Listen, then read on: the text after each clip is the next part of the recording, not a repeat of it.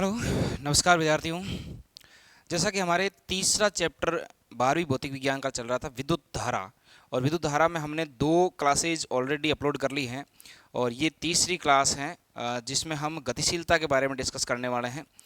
तो बच्चों, जो हमने क्लासेज अपलोड कर दी हैं इसके कुछ एक नोट्स यहाँ पर कई चीज़ें हम समझा के सीधे आगे निकल जाते हैं। तो अगर आपको इस चीज़ इन्हीं के सभी के हैंड रिटन नोट्स चाहिए तो आप हमारे टेलीग्राम चैनल पे जा सकते हैं। वहाँ पर इस जो टेलीग्राम चैनल है उस पर हमने इसके जो नोट्स हैं चैप्टर के, जैसे ही चैप्टर खत्म होगा उसकी पीडीएफ अवेलेबल करवा देंगे, तो वहाँ से आप नोट्स अवेलेबल कर सकते हैं। साथ ही साथ इस वीडियो के प्रत्येक वीडियो के डिस्क्रिप्शन में आपके वो जो टेलीग्राम चैनल है उसकी लिंक दी हुई है। इसके अलावा हम जैसे ही संडे को जैसे छुट्टी होती है तो छुट्टी वाले दिन हम आपको जो भी पेपर हमारे यहाँ स्कूलिंग वगैरह में होता है या जो पेपर हम बनाते हैं वो सारे के सारे पेपर लाइव क्लासेज में सोल्व करवाते हैं। और अब से जैसे ही संडे को कौन सी क्लास लाइव आने वाली है उनकी इन्फॉर्मेशन भी आपको टेलीग्राम चैनल पर दे दी जाएगी। तो आप टेलीग्राम चैनल से जुड़ जाइए, वहाँ पर आपको प्रत्येक चैनल से रिलेटेड जो भी गतिविधियाँ होनी हैं उनकी लिंक मिलती रहेगी, सूचना मिलती रहेगी। चलिए फिर आज हमें गतिशीलता के बारे में पढ़ना है। देखिए बच्चों, ये गतिशीलता होती क्या है? गतिशीलता बच्चों वेग होता है, गति होती है, और ये गति होती है आवेश वाहकों की। आवेश वाहकों से आप समझते होंगे कि कोई भी हम चालक पदार्थ लेते हैं तो उस चालक पदार्थ में मुक्त इलेक्ट्रॉन होते हैं। जैसे हमने कोई एक धातु लिया तो उस धातु में मुक्त इलेक्ट्रॉन होंगे। जैसे ही हम उसके सिरों पर विभवांतर उत्पन्न करेंगे तो विभवांतर उत्पन्न करने के पश्चात वो जो इलेक्ट्रॉन है वो इलेक्ट्रॉन प्रवाहित होने लगते हैं एक औसत वेग से एक ही दिशा में। तो ये जो औसत वेग से एक ही दिशा में प्रवाहित होते हैं, चलने लगते हैं, तो उनके साथ में आवेश भी प्रवाहित होते हैं। तो इसे हम कह सकते हैं कि ये जो इलेक्ट्रॉन है वो धातुओं के लिए आवेश वाहकों का कार्य करते हैं। जैसे अगर हम किसी विद्युत अपघट्य की बात करते हैं तो विद्युत अपघट्यों में आयंस होते हैं। तो जो उन आयंस का प्रभाव होता है तो आयंस के प्रभाव के साथ में आवेशों का प्रभाव भी होता है। जैसे अगर हम किसी अर्धचालक की बात करें, अर्धचालक पदार्थों की बात करें, तो अर्धचालक पदार्थों में इलेक्ट्रॉन्स, मुक्त इलेक्ट्रॉन्स जो होते हैं वो भी आवेश वाहक के रूप में कार्य करते हैं। साथ ही साथ होल्स होते हैं वो भी आवेश वाहक का कार्य करते हैं। तो ये जो आवेश वाहक होते हैं इनकी जो गति होती है उसको ही हम क्या कहते हैं? गतिशीलता कहते हैं। चलिए फिर इसका अध्ययन करते हैं। हमारा जो टॉपिक है वो है बच्चों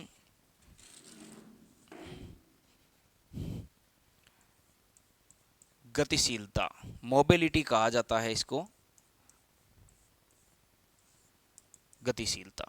तो इसको हम कह सकते हैं कि भाई जो भी आपका जैसे धातु है, जैसे आपका कोई रसायन है, केमिकल है, विद्युत अपघट्य पदार्थ है, जैसे अर्धचालक है, तो उसमें जैसे धातुओं में मुक्त इलेक्ट्रॉन है तो वो आवेश वाहक का कार्य करेंगे और उनकी गति को हम क्या कहेंगे? गतिशीलता कहते हैं। तो हम ऐसा कह सकते हैं कि भाई किसी भी पदार्थ में, किसी भी धातु में जो औसत वेग होता है आवेश वाहकों का, वो जो उस पदार्थ में उत्पन्न विद्युत क्षेत्र है उसके समानुपाती होता है। उसके कैसा होता है? समानुपाती। तो सबसे पहले हम इसके बारे में लिखते हैं भाई किसी चालक में इलेक्ट्रॉनों का अपवहन वेग का हमने पिछले वीडियो में पढ़ लिया था कि इस अपवहन वेग को हम वीडी से लिखते हैं। अपवहन वेग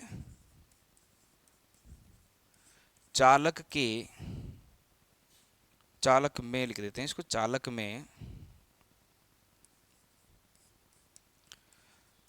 विद्युत क्षेत्र, चालक में विद्युत क्षेत्र के समानुपाती होता है। चालक में विद्युत क्षेत्र के कैसा होता है? समानुपाती होता है।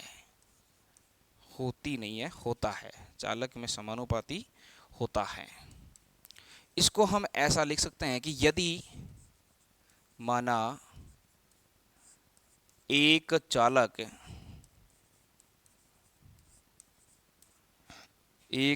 में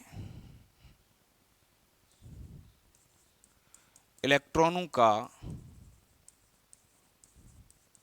अपवहन वेग Vd और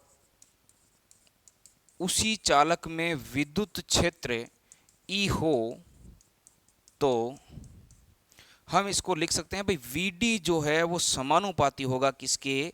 E के। ये हमने पढ़ लिया इसके अंदर। भाई गतिशीलता में क्या होता है, किसी भी चालक में जो औसत वेग होता है आवेश वाहकों का, वो उस चालक पर आरोपित या उस चालक में उपस्थित विद्युत क्षेत्र के समानुपाती होता है। जैसे ही हम यहाँ से समानुपातिक चिन्ह हटाएंगे बच्चों, तो हमारे पास यहाँ आता है माइनस म्यू ई। क्या आ जाता है, माइनस म्यू ए आ जाता है। ये जो म्यू है यही गतिशीलता को बताता है। किसको बताता है, गतिशीलता को बताता है। ये जो म्यू है वो किसको बताएगा, गतिशीलता को बचाएगा। तो अब हम इसको यहाँ पर जो हमने ये लिखा है माइनस म्यू ई, देखिए इसको हम लिखते हैं कि भाई हमने लिखा था वी डी बराबर माइनस म्यू ई। ये जो ऋणात्मक चिन्ह है यहाँ पर, ये जो आपका ऋणात्मक चिन्ह है, ये ऋणात्मक चिन्ह किसको दर्शा रहा है, यहाँ ऋणात्मक चिन्ह ये दर्शा रहा है कि भाई किसी भी चालक में जो अपव्यय वेग है वो उस चालक में विद्युत क्षेत्र की दिशा के विपरीत दिशा में होते हैं। देखिए कैसे, मान लो ये मेरे पास कोई एक चालक है, ठीक है। इस चालक में यहाँ पर मान लेते हैं कि भाई ये इलेक्ट्रॉन्स पड़े हैं। क्या पड़े हैं, इलेक्ट्रॉन्स पड़े हैं। हमने इस पर बाह्य विद्युत क्षेत्र अप्लाई कर दिया। क्या अप्लाई कर दिया, बाह्य विद्युत क्षेत्र अप्लाई कर दिया। जैसे ही हमने इस पर बाह्य विद्युत क्षेत्र अप्लाई किया, विद्युत क्षेत्र की जो तीव्रता है वो हो जाएगी आपकी धनावेश से ऋणावेश की ओर। विद्युत क्षेत्र की तीव्रता की जो दिशा होगी वो कौन सी हो जाएगी, धनावेश से ऋणावेश की ओर। जैसे ही हमने यहाँ पर बाह्य विद्युत क्षेत्र लगाया, चालक में उपस्थित इलेक्ट्रॉन जो जिगजैग गति कर रहे थे एक ही दिशा में गतिशील हो जाएंगे, और ये इलेक्ट्रॉन सारे के सारे धनावेश की ओर गतिशील हो जाएंगे। तो अब देखिए, जब इलेक्ट्रॉन जो है इनका अपवयन वेग जो वीडी है वो तो है धनावेश की ओर, जबकि विद्युत क्षेत्र की दिशा है धनावेश से ऋणावेश की ओर, यानी ये दिशाएं दोनों एक दूसरे के विपरीत है। तो यहाँ पर हमने कौन सा चिन्ह काम में ले लिया, ऋणात्मक चिन्ह। अतः यहाँ ऋणात्मक चिन्ह बताता है, ऋणात्मक चिन्ह क्या बताता है, बताता है कि चालक में इलेक्ट्रॉनों का अपवहन वेग, चालक में इलेक्ट्रॉनों का अपवहन वेग चालक में विद्युत क्षेत्र के विपरीत दिशा में होता है। विद्युत क्षेत्र के किस दिशा में होगा, विपरीत दिशा में होगा बच्चों। किस दिशा में होगा, विपरीत दिशा में होगा।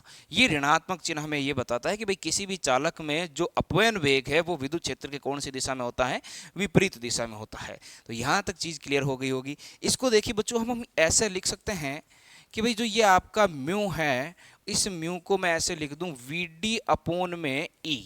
ये जो ई है इसको मैंने पक्षांतर कर दिया, माइनस चिन्ह यहाँ से हटा दिया, क्योंकि माइनस चिन्ह का क्लियरिफाई हो गया कि ये सिर्फ दिशा को बताता है कि भाई ये दोनों आप एक दूसरे की विपरीत दिशा में है।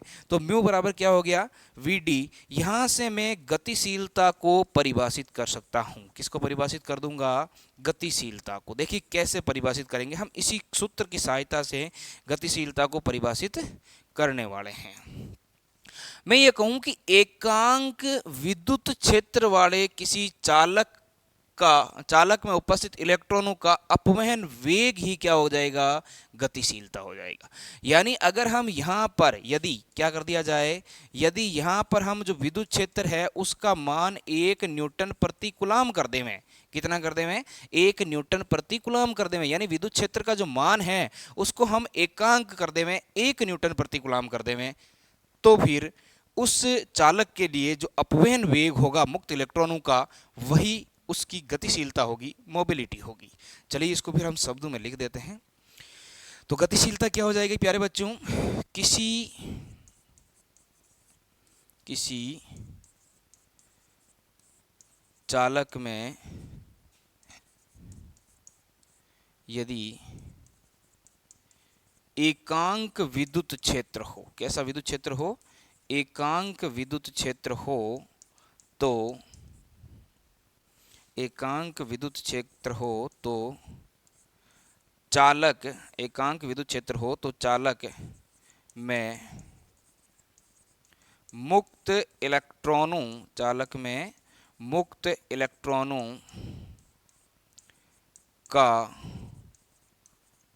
अपवहन वेग ही, अपवयन वेग मुक्त इलेक्ट्रॉनों के औसत वेग को कहते हैं हम, तो अपवयन वेग ही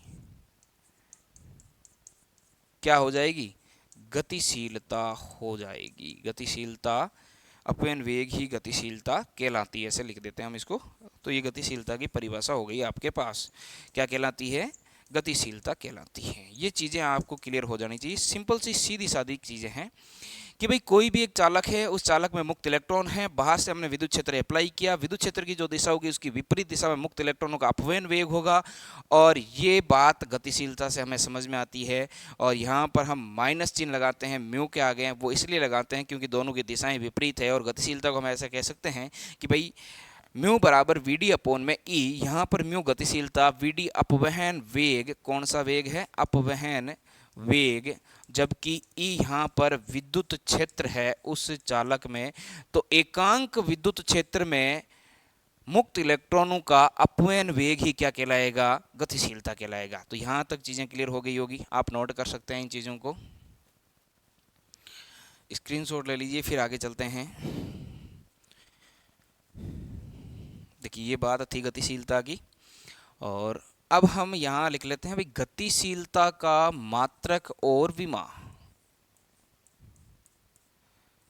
गतिशीलता का मात्रक, तो ये जो गतिशीलता का, सॉरी एक मिनट, इसको मात्रक को बाद में लिखेंगे, पहले उसको आगे क्लियरिफाई करते हैं भाई कि गतिशीलता हमने यहाँ पढ़ा था भाई म्यू बराबर है वी डी अपोन में ई। क्या है, वी डी अपोन में ई।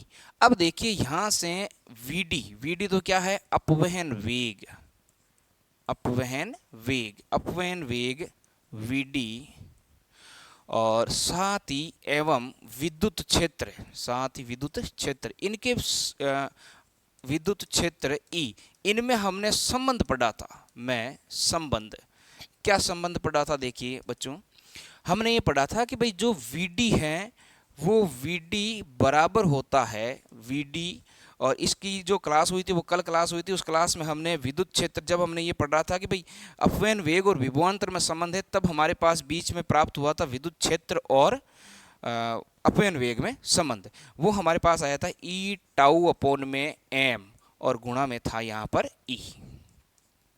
यहाँ पर ये जो ई है इलेक्ट्रॉन का आवेश है, टाउ यहाँ पर विश्रांति काल है, एम जो है वो इलेक्ट्रॉन का द्रव्यमान है। तो यहाँ से मैं लिख सकता हूँ भाई वी डी अपोन में ई जो है वो आपका हो जाएगा ई टाउ अपोन में एम, और यही किसके बराबर हो जाएगा, मोबिलिटी के बराबर हो जाएगा, गतिशीलता के बराबर हो जाएगा।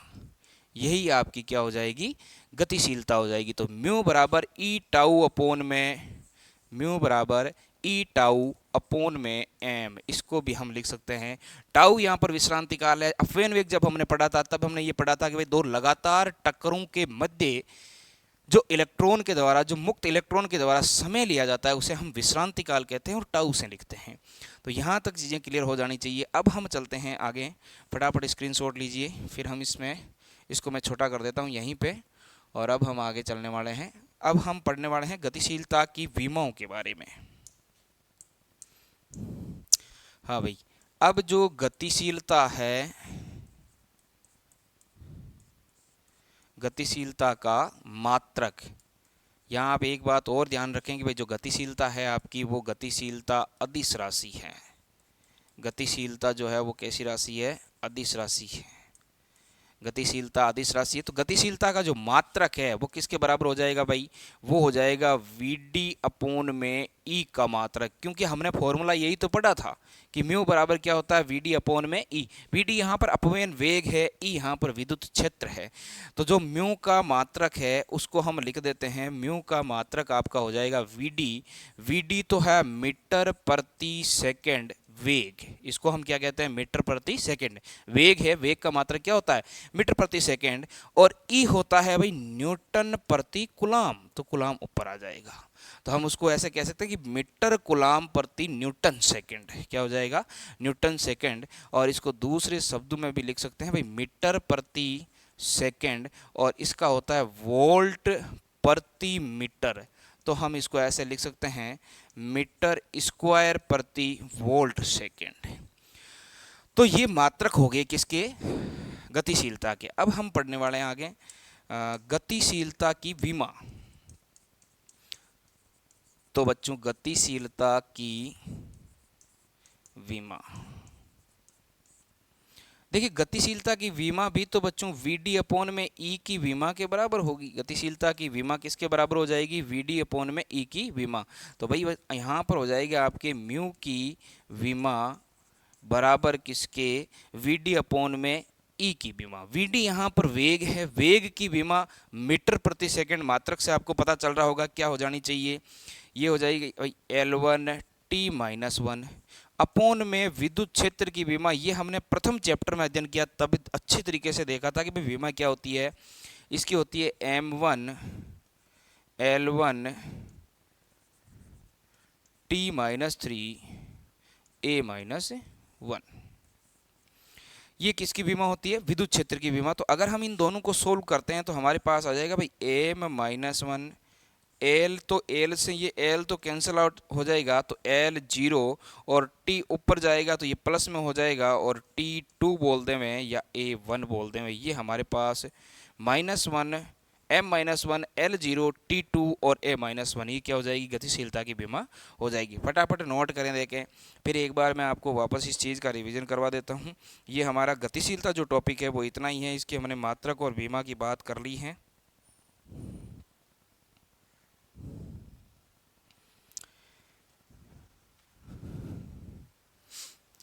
चलिए फिर इसको हम वापस देख लेते हैं भाई गतिशीलता क्या है। सबसे पहली बात तो यह है कि भाई गतिशीलता होती क्या है। गतिशीलता किसी भी चालक पदार्थ के लिए उसमें प्रवाहित मुक्त इलेक्ट्रॉनों का जो वेग है, उस वेग और उस चालक के विद्युत क्षेत्र के समानुपाती होती है। अपव्यय वेग उसका और विद्युत क्षेत्र, वो दोनों एक दूसरे के कैसे होते हैं? समानुपाती होते हैं। जब समानुपातिक चिन्ह हटाएंगे तो यहाँ पर एक म्यू काम में आता है, और ये जो म्यू स्थिरांक है इससे ही हम दर्शाते हैं किसको? गतिशीलता को दर्शाते हैं। किससे दर्शाते हैं? गतिशीलता के। अब देखिए बच्चों, यहाँ ऋणात्मक चिन्ह साथ में इसलिए आ रहा है क्योंकि हम जानते हैं कि भाई किसी भी चालक के लिए जो अपव्यय वेग होगा इलेक्ट्रॉनों का, यानी जो इलेक्ट्रॉनों की दिशा होगी वेग की, वो हमेशा ही धनावेश की तरफ होगी। तो जबकि विद्युत क्षेत्र धनावेश से ऋणावेश की ओर होगा, यानी विद्युत क्षेत्र और अपव्यय वेग एक दूसरे के विपरीत दिशा में होता है, तो हम इसको किससे दर्शाते हैं? माइनस चिन्ह काम में लेते हैं।